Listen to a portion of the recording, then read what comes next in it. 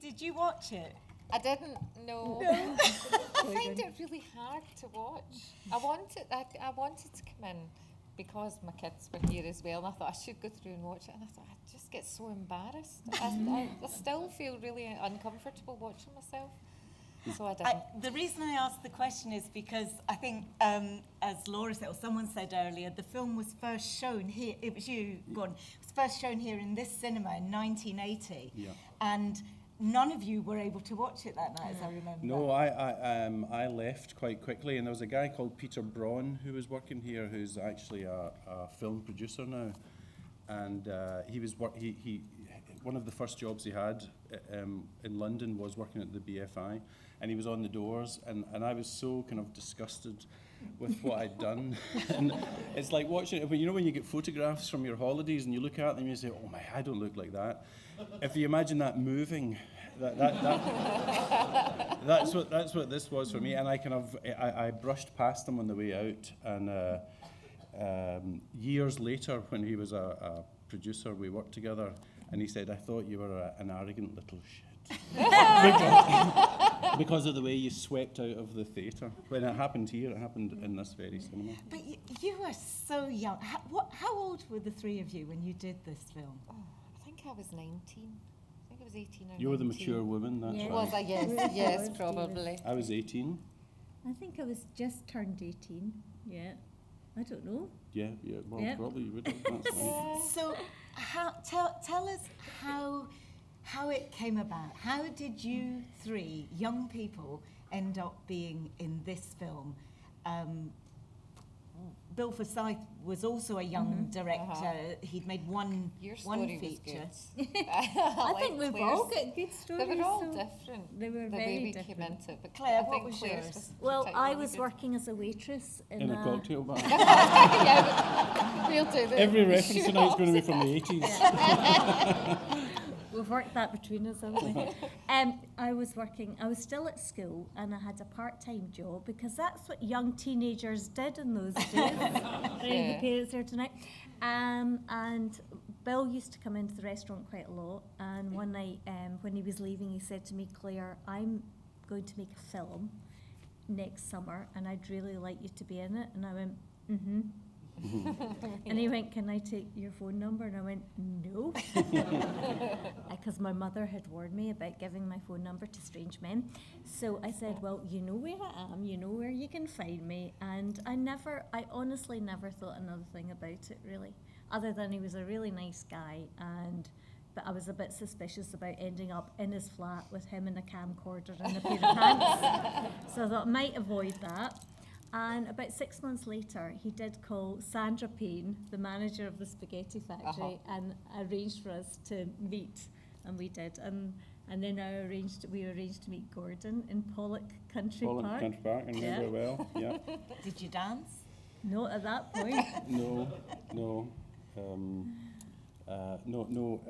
My experience was slightly different. I worked at I didn't work, actually. I was at a thing called the Glasgow Youth Theatre.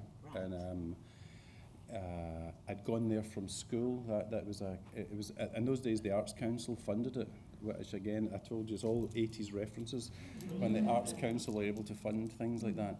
And it was just for kids that were interested in acting. And Bill Forsyth, who was interested in filmmaking, thought if he got to know a bunch of kids that were interested in acting, he didn't want to work with real actors because he thought it would be a bit scary.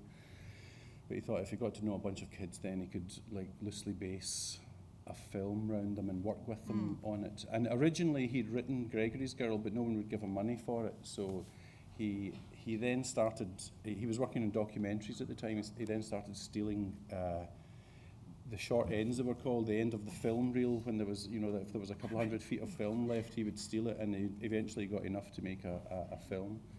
And this is a true story. And with that, he shot That Sinking Feeling, right. Which was the first film that he did. And on the strength of that, he got the money to make Gregory's Girl. And he showed up at my house one rainy Monday night, and and knocked on the door and said, and you know that thing when you see someone out of context, you know, like your doctor or something like that, you bump into them in the supermarket, and it all feels a bit weird. Well, to have Bill, who I'd met at the youth theatre, have him show up in my front door was like doubly strange. And I was saying, what are you doing here? And he said, well, I've got the money to make Gregory's Girl, and I wondered if you would be interested in doing it. Because originally the guy who's in goalie, the goalkeeper rather, Andy, a guy called Robert Buchanan, was supposed to be Gregory. He was the guy that was down to play it. And I remember Bill standing on the doorstep, and the thing I remember the most about it was my mum in the background shouting, "Invite him in!" Because I was going, what are you doing here? You know? Am I in trouble? Am I in trouble? And so he came in and we talked about it, and he said, I'd like you to play the part. So excellent. That's how it came about. And what about you, Dee? Were you a footballer already? No. I had started out and was kind of dabbling in my acting profession already. I'd done a couple of wee things on TV. And in amongst the kind of filler things that I did, one of them was a commercial where it involved quite a lot of dancing. And the person who was the production supervisor on Gregory's Girl later on had actually been working with me, unbeknownst to me, that day. And I think, I'd kind of gone in, I was meant to be in the background, and they ended up using me quite a lot in the commercial, and I was doing quite a lot of dancing. So I think when they were looking for someone who was going to be able to undertake the football training and have enough stamina, and I think Paddy Higson, her name was, had said to Bill, I think this girl that I worked with in this commercial might be up to that. So they kind of called me in, and I met Bill along with Paddy, and after it, we kind of had a chat, and it was probably the most laid-back audition experience I'd ever had. And we kind of went off to a wee kind of backstreet pub out in the west end of Glasgow. Yes, it did. And they got a bottle of champagne, and they said, well, here's to Gregory's Girl, and we toasted it, and that was fine. And I think several months later, I remember being in the garden and my mum pegging up the washing, and Bill was on the phone again, just talking about bits to do with the script. And I'd said to my mum, I came off the phone and I said, do you think I've got the part? And she said, well, I think it sounds like it. She said, do you ever think to ask Bill? And I said, well, I thought that was a wee bit presumptuous, So she said, right, next time he phones, ask him. So I think it was the next day or something, and he phoned, and I said, can I ask you a question? And he said, yeah, go on. And I said, have I actually got the part? And he went, oh my God, he said, did you not know? I said, you never said. We were all quite scared of Dee because Dee was a proper actress. Dee was a professional at the time, and we were all kind of like just making it up as we went along. So. You can tell you're a dancer because that lovely scene in the dressing room with the coach is just gorgeous. He was great to work with, Jake Darcy. Actually, the very first part I ever played was in the prime of Miss Jean Brodie.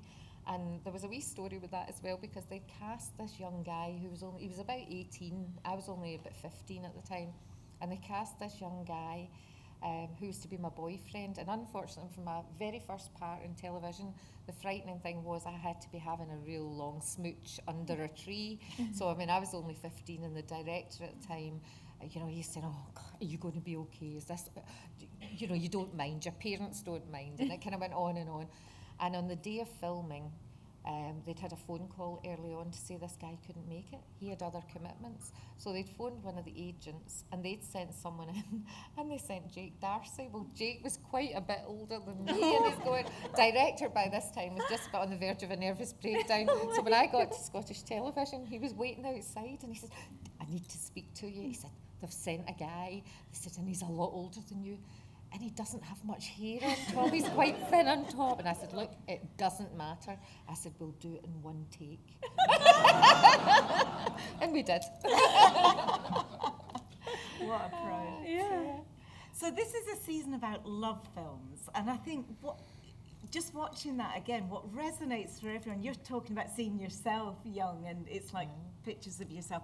Everyone fell in love at school, didn't they? Everyone had that, what Gregory has, the kind of, I'm not going to sleep tonight, I'm dizzy, I'm besotted. And then Madeline says, oh, it's hard work being in love. She's the sensible wee voice of the film.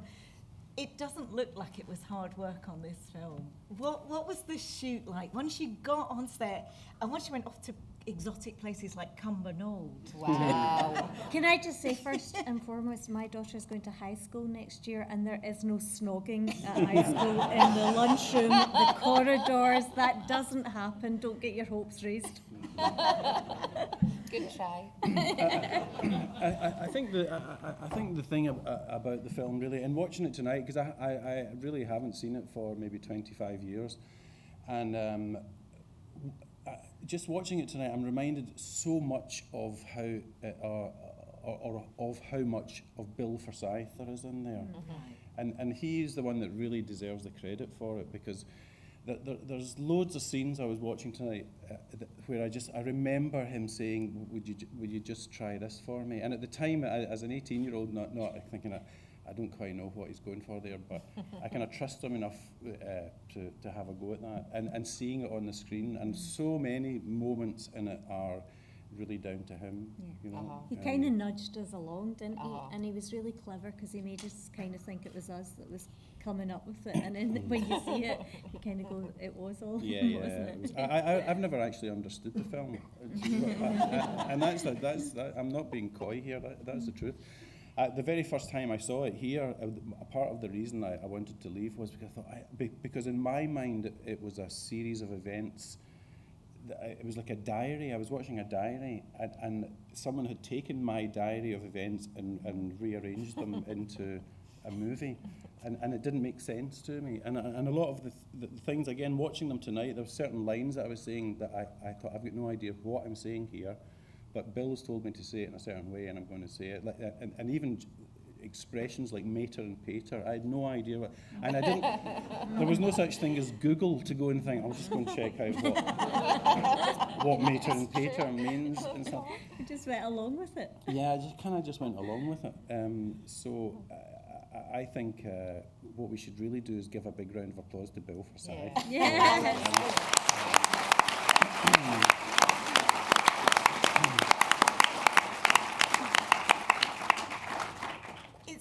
It's one of the great sort of ensemble films with you three, but with everyone else that's in it too. Yeah. And that's when I say it doesn't look like it was hard work. It looks like, I imagine you must have had great fun.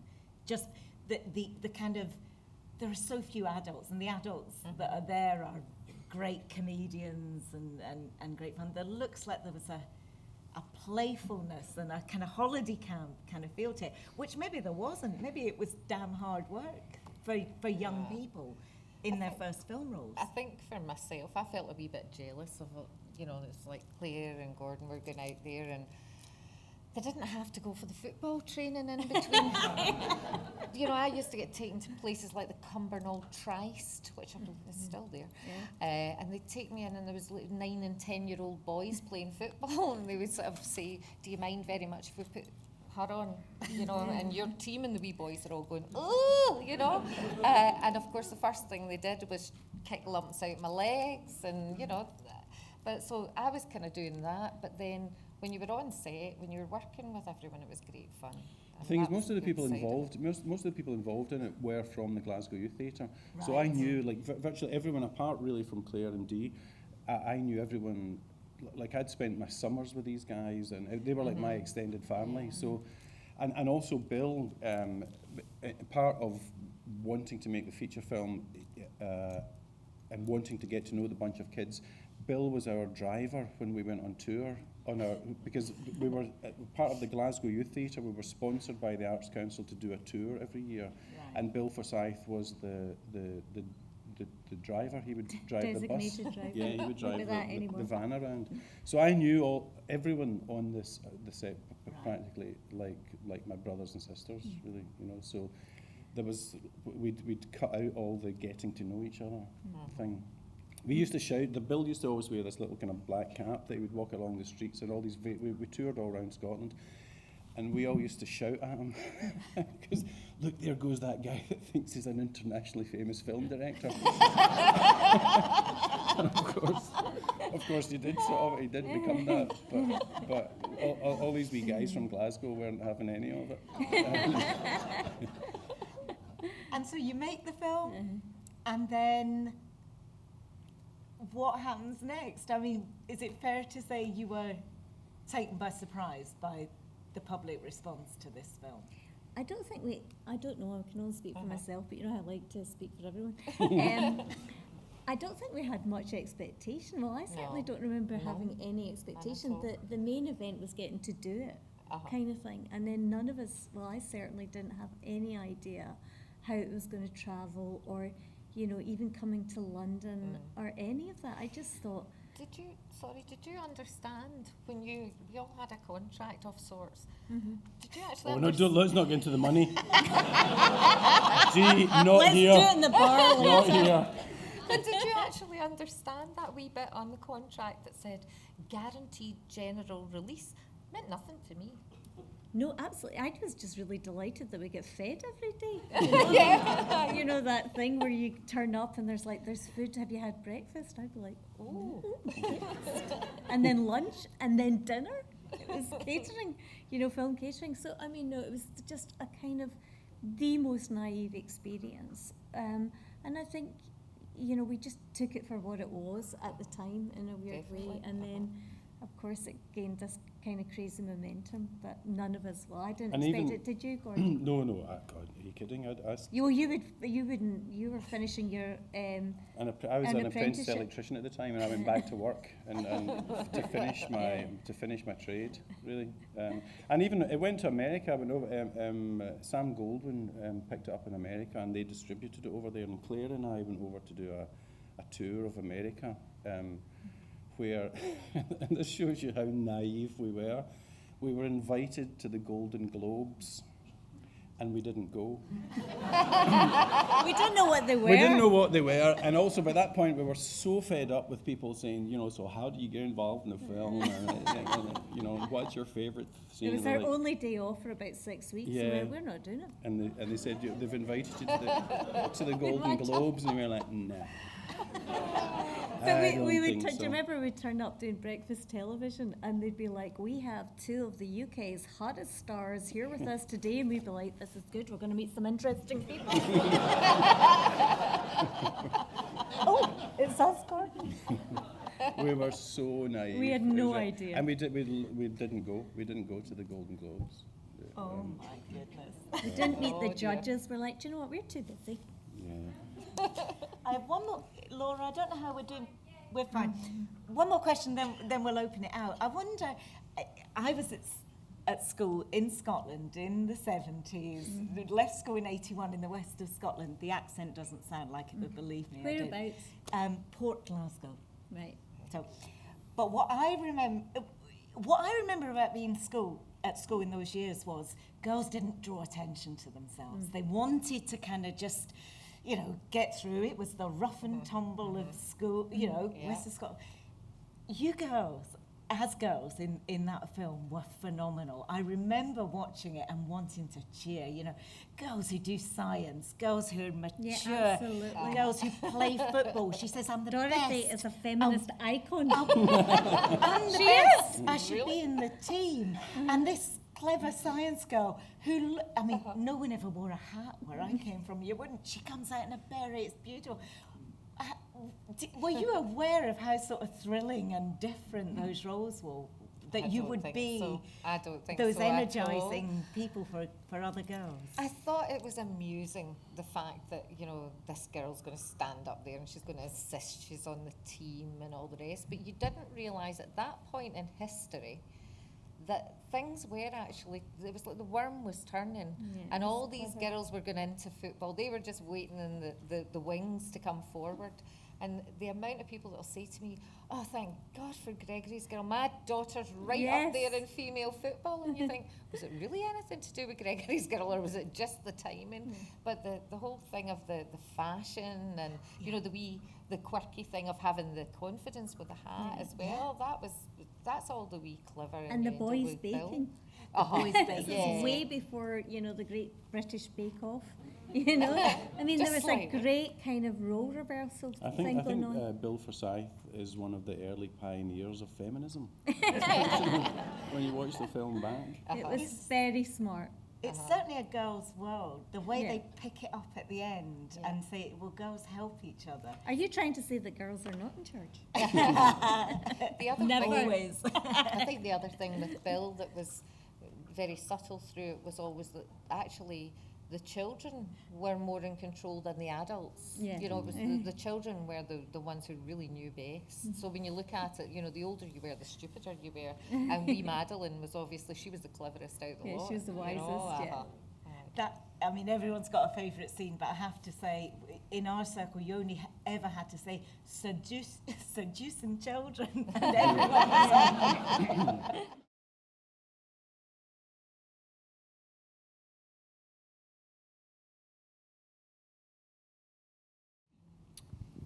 I would tend to feel, but I think this will obviously vary depending on what school we went to, but I would tend to think, looking back at Gregory's Girl, that it is Bill's view on how school is, or maybe how it should be, because certainly the school I went to, there were more of the people you're talking about. There were the fights at 4, and you didn't look certain people in the eye. But I think that Gregory's Girl, it was more focused on love and romance and the whole power struggle between the sexes. And I think maybe it was just nice that wasn't focused on. Yeah, I remember telling people about when you're sharing, you're having shared experiences, and I said, well, in woodwork, when everyone started throwing chisels at each other, did you have that? And they're like, no. I think and realizing that maybe my school was a bit different from everyone else's, but I think it is. I think Bill essentially is a romantic, really, and he does see that the people that think they're in power aren't necessarily the ones that really are in power, and he likes to. He's got a very quirky, perverse way of looking at the world, and the Gregory's Girl is intended to show that, to highlight that kind of. That there is another side to. It's not all bad out there, really. And isn't it gorgeous that it doesn't have the mean girl or the mean guys? I just think there's a little subliminal message going on there that Bill was putting across, going, it doesn't have to be a certain way. It can be a bit like this. And it's lovely that there's this kind of unity amongst the girls and the friendship amongst the boys. And I just think it's amazing.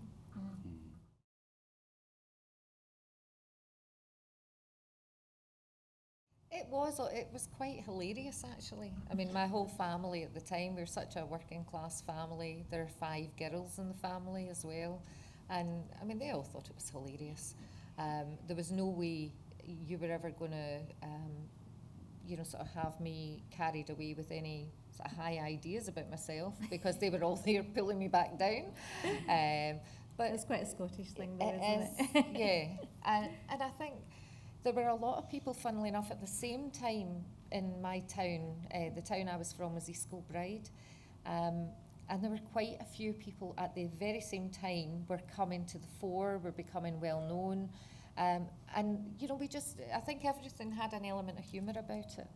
When you handled it, it was like the photographers and the journalists that came out to the house. They'd just been up interviewing Ali McCoist because his football career was taking off at the same time. So there were all the puns about, was his football better than mine or whatever. And then you had people like Lorraine Kelly, who was kind of starting, she was interviewing me because she was linked with the local youth group in the town centre. And, there was loads of sort of other people from the town. So it really, in a way, it wasn't, you didn't feel you were alone. There was a lot of people getting a bit of a share of the limelight at the same time. And I think there were good sides and bad sides to it. You attracted some very weird people who spoiled it all. But that happens. I apologise. Spoiler. I apologise. Unreservedly. I'm sorry, Dee. I did ask you a few times to rip up I my know. phone number. Okay. I know. Thank God tweeting wasn't allowed Yeah. then. Yeah, too true. But no, I mean, we just kind of dealt with most things a bit tongue-in-cheek and took it as it came. Thank you. It's good. Thanks.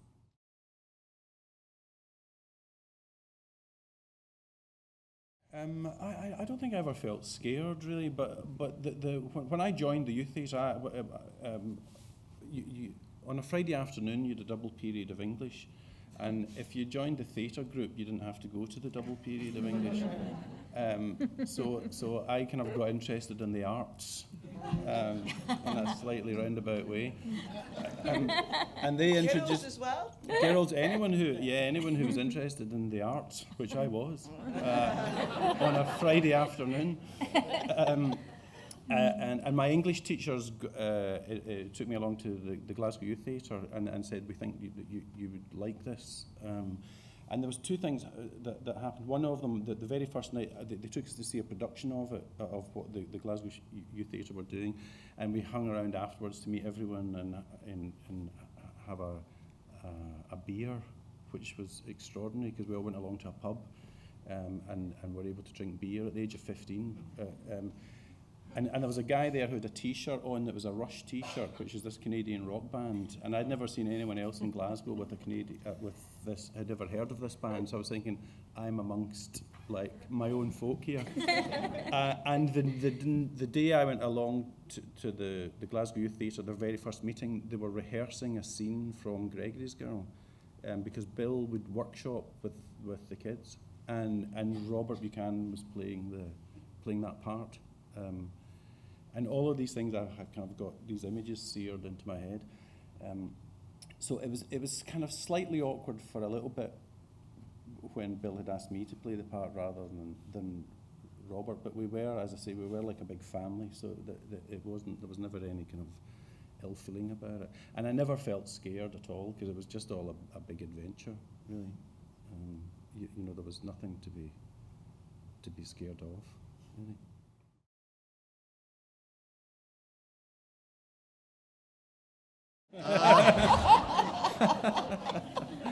A million and Thank you. honestly, people on the tube asked me to do that.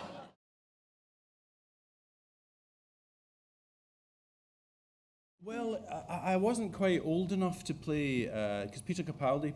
Yeah, that was the one I was thinking of. Yeah, I wasn't quite the right age for that, and also I wasn't supposed to be in the film at all. But Bill had said to me, "Look, do you want to come up and kind of hang around up in Fort William because we're doing this film with Burt Lancaster, and there isn't a part for you, but we'll pay you a per diem and." We'll pay you a salary and Is stuff that like that. because your electrician thing wasn't going that well? Just Yeah, wondering. he felt sorry for me, and so I wasn't really supposed to be there. I was just kind of hanging around and having fun. And it was around about the time of the Falkland Wars. I don't know if And Peter Capaldi and I used to rent because neither of us had anything to do really, apart from a couple of days filming within this 12-week space, and we'd all this money that we'd been given, like per diems and stuff like that. So we used to rent a boat on this on this loch and go out and practice beach landings. Because Just in case you and Peter we were called thought upon. we thought we were going to be conscripted. And that's a true story. We'd hire this boat and kind of jump on and off it. So I wasn't really supposed to be in the film at all. It was really, I think it was just a favour. You mentioned people asking you for your line on the tube. What are the lines that people ask for after all these years? Good night, Mr. Spaceman. Is this? Yeah. Oh, I get it. Do you like to do something special on Saturday? Or Bella Bella? Mine is Bella. inevitably Bella Bella. Bella Bella, That's the one. The one when Laura asked me when we were talking about this event, the one that came to mind for me, and I couldn't even remember the context, was shite, that was lacrosse. Oh, And I was really pleased to see where it fitted into the film because I had no memory at all. I think we have to wind things up now. It has just been a joyous evening. Lovely to have this film as part of the Love season at the BFI, and just a sheer delight to have spent the evening in your company. Ellie, do you have a question for me? Does Ellie have a That's our question? Why did you wear a beret in the movie? Why did I wear a beret in the movie? Because I was trying to be super sophisticated like my big sister Kathleen, so I thought that might do it. It was her beret. I was always borrowing her stuff. Thank you for that question, Ellie. No one's ever asked me before. Thank you, Claire. Thank you, everyone. Thank you.